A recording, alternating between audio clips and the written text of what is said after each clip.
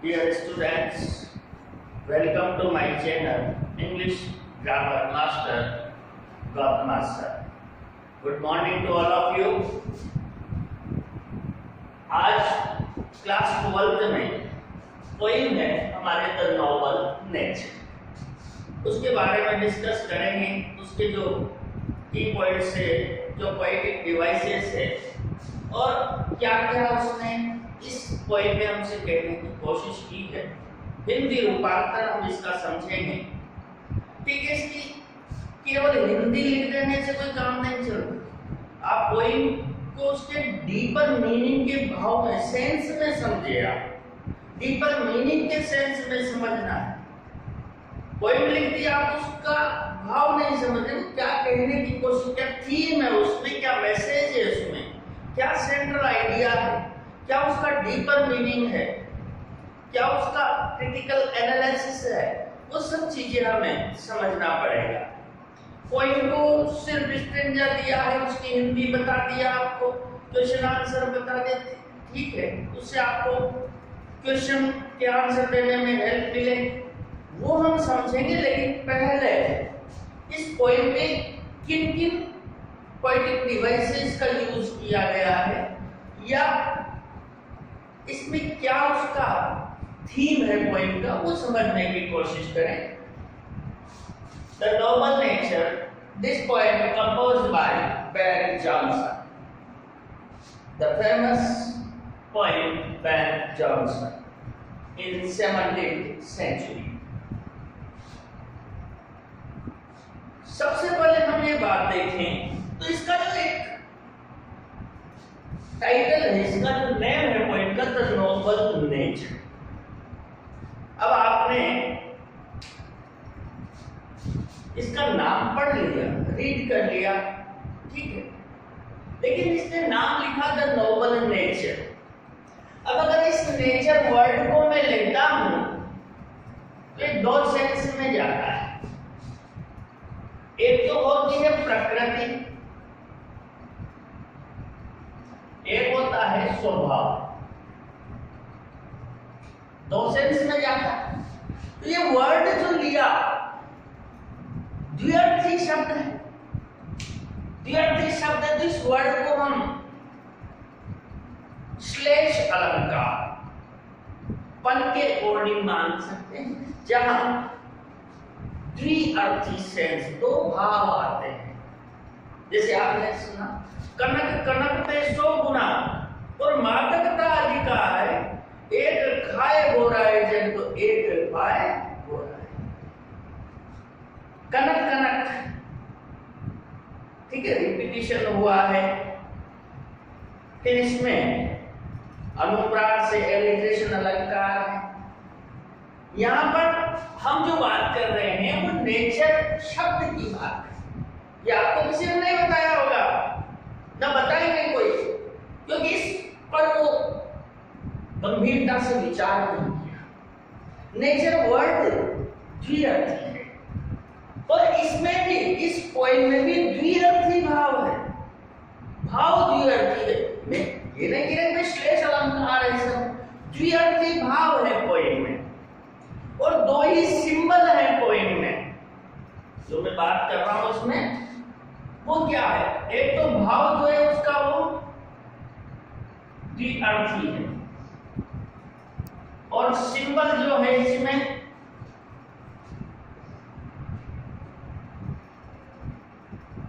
Symbol भी दो है। तो ये पोएम द्विअर्थी भाव में है।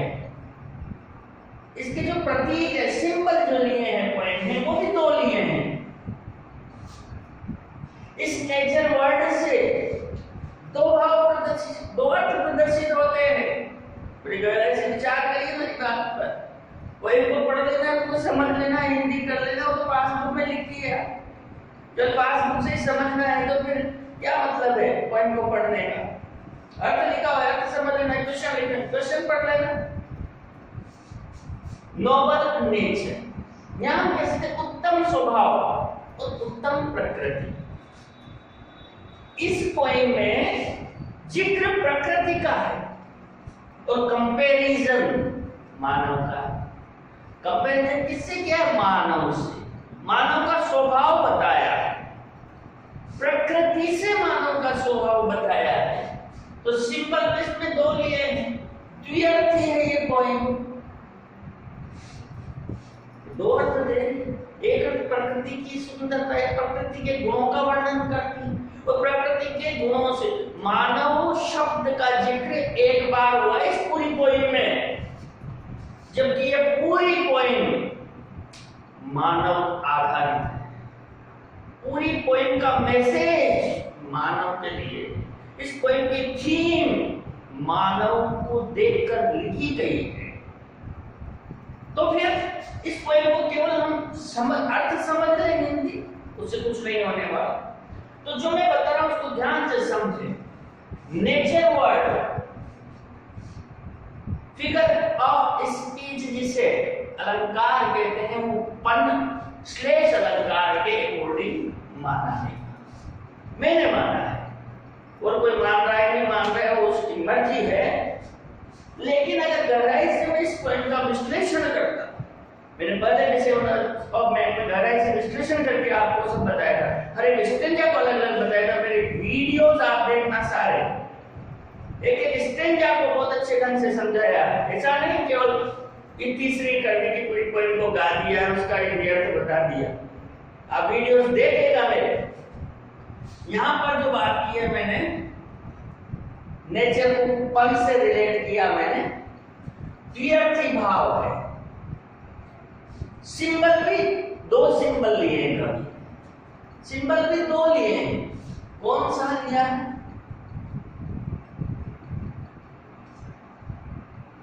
ऑक्ट्री लिया है एकदम, और एक लिया है लिली।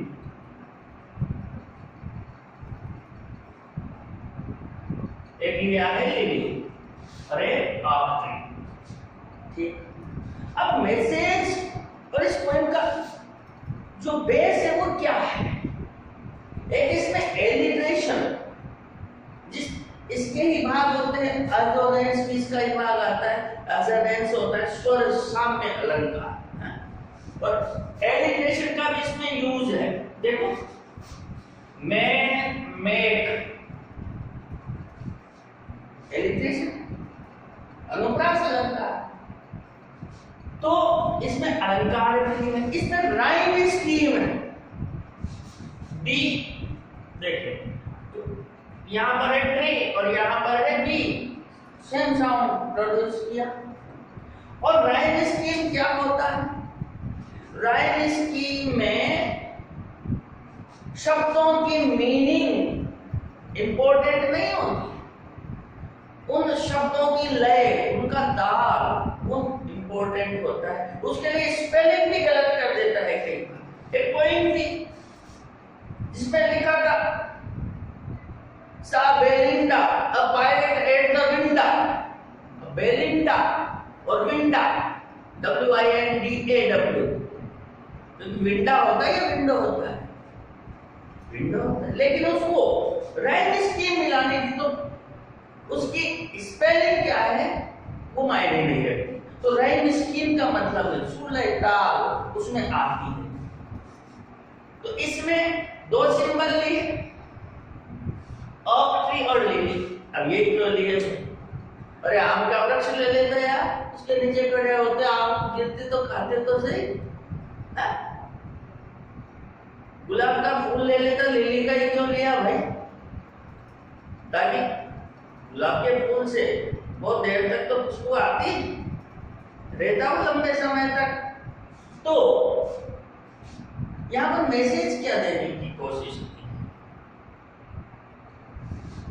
आपने बहुत चीज परिचित ये दो भाग सुना है कि बड़ा भया तो क्या भया, जैसे पेड़ खजूर, पंथी को छाया नहीं और फल लागत थी। समझ गए? बचपन से सुन रहे हो दोहे को, बड़ा भया तो क्या भया, जैसे पेड़ खजूर। ये बड़ा ऑक्ट्री, बलूत का वृक्ष, ये 300 साल तक जीवित रहता है।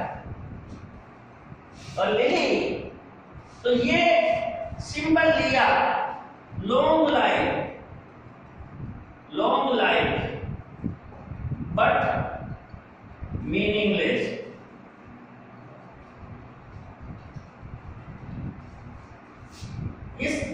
मैंने कहा ना द्विअर्थी भाव देगा, दो सिंबल लेगा और मानव की ओर ले जाएगा।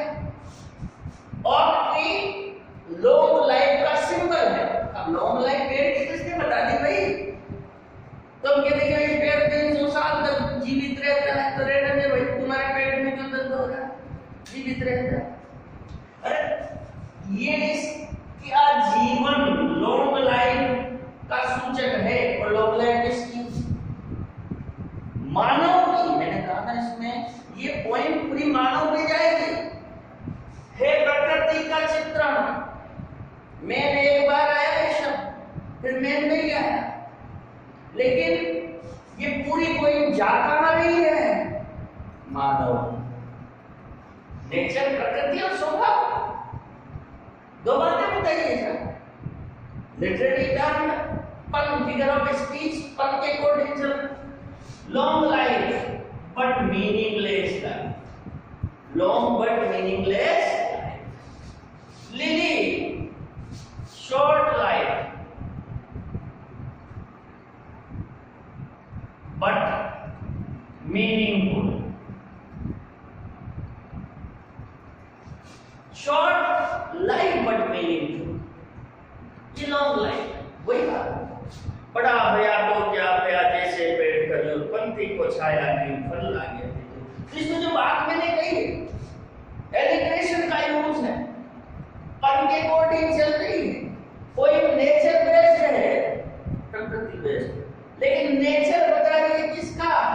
मानव का। नेचर किसका बता रही है? मानव का। तो सिंबल कितने लिए? दो।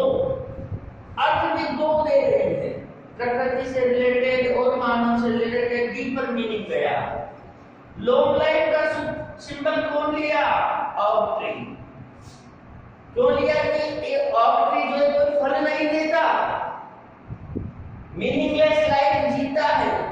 क्या दशा होती वो भी समझ में आएगा। शॉर्ट लाइफ का सिंबल बताया है लिली। अरे आपकी, जो मैं बता, आपकी गली में एक बुड्ढा है, 100 साल का है, खांसता रहता है, कराहता रहता है, लेकिन अभी भी वो मृत्यु को प्राप्त नहीं हुआ। लॉन्ग लाइफ जी रहा है भाई, लॉन्ग लाइफ जी रहा है।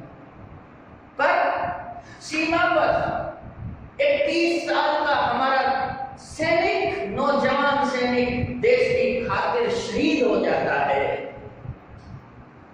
तो जो वो शहीद हुआ है, उस सैनिक को याद रखेंगे लोग। वो 100 साल का बुड्ढा जो 15 दिन बाद मर गया, केवल शमशान में उसको ले गए, इसके बाद उसको कोई याद नहीं करता, गली का बच्चा भी याद नहीं रखता। जब जो सैनिक को ये शॉर्ट लाइफ अर्थात संक्षिप्त जीवन जिया, लेकिन उसने अपने जीवन को धन्य कर दिया। अगर हम पर्पसलेस लाइफ जिएंगे उस बुड्ढे की तरह, तो हमारा जीवन का उद्देश्य सफल नहीं होगा, हमारा जीवन पूर्ण परफेक्ट नहीं होगा, परफेक्ट लाइफ नहीं कहेंगे उसे। अर्थात हमें अच्छे गुणों का विकास करना चाहिए। हमें देश ही, समाज ही, चाहे जीवन संक्षिप्त ही क्यों ना हो, लिली के समान। ये लिली का पुष्प मई महीने में खिलता है, एक रात के लिए खिलता है, मुरझा जाता है, लेकिन इसकी सुंदरता, क्योंकि इसमें गुण है भाई, इसके गुणगान करने के लिए हजारों लाखों की संख्या में लोग एकत्रित हो जाते हैं, उसकी सुंदरता को निहारने के लिए आतुर रहते हैं। लेकिन इस बलूत के वृक्ष की सुंदरता और उसके गुणों का कोई वर्णन नहीं करता, जबकि ये 300 वर्ष तक जीता है और ये एक दिन के लिए जीता है। तो बुड्ढा 100 साल तक जिया, चला गया, किसी ने याद नहीं किया, लेकिन सैनिक का नाम लेकर आज भी हमारे दिल में उसके प्रति सम्मान का भाव जागृत हो जाता है। तो संक्षिप्त जीवन में वो काम कर गया जिससे उसका नाम अमर हो गया। तो यहाँ पर वही बात, बस पूरी इस स्टेंजा पूरी पोएम का सार यही है।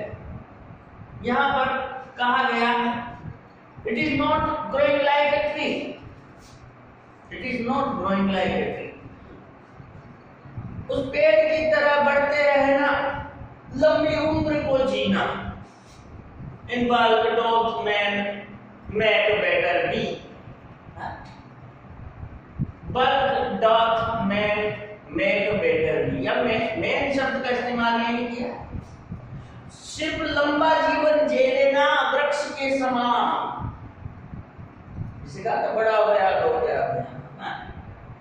या डॉग का मतलब देखिए, डू की फॉर्म में 10 से रिलेटेड बात कर रहे हैं। विशाल आकार में बल में बेटर नहीं, पर लंबा जीवन जी लेना, विशाल जीवन जी लेना मानव को महान नहीं बनाता,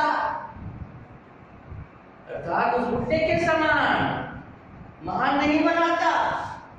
और standing long end of 300 years, वो लंबा जीवन उस ओक के सिंबल लिया ना, आम का वृक्ष ले लेता नहीं लिया, उस लंबे जीवन जीने वाले ओक के वृक्ष के समान जो 300 साल पीढ़ियां दर पीढ़ियां गुजर गई, वो वहीं खड़ा है। और अंत में 300 साल जीता, इतना लंबा जीवन जीता है, पर किसी को उसका कोई लाभ नहीं होता। Standing long end of 300 years to fall along at last dry barred and sere, सूखा पत्ती विहीन मुरझाया सा, अंत में सूखा हुआ पत्ती विहीन मुरझाया सा होकर लॉग एक लट्टे की भांति जमीन पर गिर जाता है। अर्थात जैसे वो वृद्ध व्यक्ति जो आपकी गली में था 100 साल तक जिया, लेकिन उसने किसी से कभी अच्छी बातें नहीं की, कभी उसने कोई अच्छे रचनात्मक कार्य नहीं किए, समाज के लिए कुछ नहीं किया, देश के लिए कुछ नहीं किया। जब वो मृत्यु को गया तो बस वो ऐसा ही था, उसका जीवन ऐसा ही रहा। ड्राई बार्ड सीड अलोन, मतलब बिल्कुल जीवन काल में कुछ किया ही नहीं, मीनिंगलेस लाइफ जी, तो वो चला गया।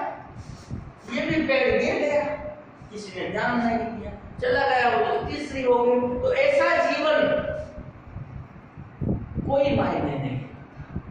जीवन अगर हमें अपनी लाइफ को यहाँ मैं बेटर भी महान नहीं बनता लंबा जीवन जी लेने से। क्यों बोल रहे हो 100 साल का है तो महान व्यक्ति नहीं, वो महान व्यक्ति नहीं। अरे उसने जीवन में कुछ किया ही नहीं, तो महान कैसे हो गया? जीवन जीना लंबा अलग बात होता है, महान बनना अलग बात होती है। महान अच्छे कार्यों से बना जाता है। तो फार एलोवेट ला ड्राई बार्ड एंड सीड, और अंत में उसका जीवन समाप्त हो गया, लेकिन किसी ने उसको याद नहीं किया। दूसरा लिली का जीवन आएगा जिसे हम कहेंगे short span of life but meaningful life. दो सिंबल लिए हैं, दो तरह के जीवन की बात की गई है। कौन से जीवन से व्यक्ति महान बनता है? पर है नेचर का स्वभाव, व्यक्ति का उत्तम स्वभाव होना चाहिए।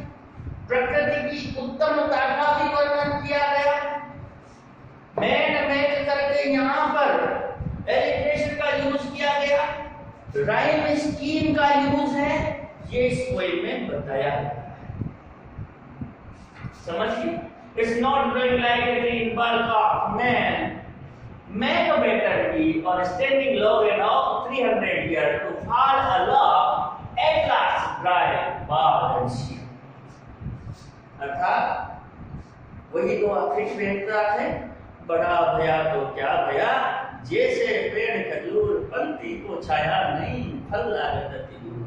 लॉन्ग लाइफ जी लेने से व्यक्ति महान नहीं बनता, क्योंकि यदि उसने मीनिंगलेस लाइफ जी, शॉर्ट लाइफ जीता है लेकिन मीनिंगफुल लाइफ उसकी होती है, तो उससे व्यक्ति महान बनता है। ये आपको यहाँ पर समझाएगा। ठीक, नेक्स्ट स्टेंजा देखिए, ऐसी बातें डीप में मैं आपको बताऊंगा, बस सब्सक्राइब कर दें, लाइक कर दें और शेयर कर दें और धूम मचा दें।